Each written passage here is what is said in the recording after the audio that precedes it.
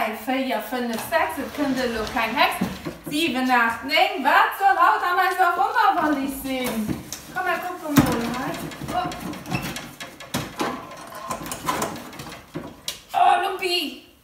Du Nuss! Mal deiner roter Nuss! Warte mal danach rein. Pass auf, dass du nicht frisst. So kannst du nicht ein Lied von einem Hus. Mal deiner roter Nuss. Da. Geschichte heißt Den Hus mit der roter Nuss vom Helmer Heine. This is the story of the hare with a red nose. Et war einmal ein Hus mit einer roter Nuss an einem blauen Auge. Ja, das ist alles vor. Altiere wollte wissen gier, wo könnte sein Hus dann hier? Hien huet am Gras gesies, a still de Klee gefries.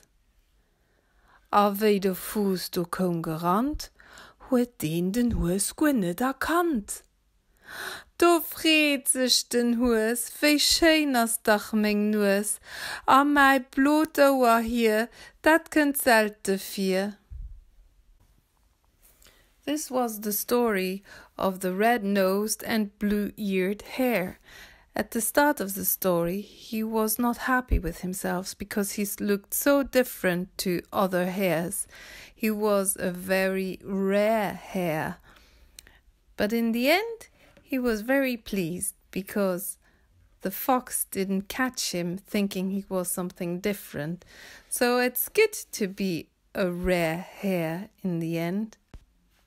Ich hoffe, die Geschichte hat euch gefallen, und wir sehen uns geschwisterem für eine andere Geschichte. Adi, I hope you liked the story and see you soon again.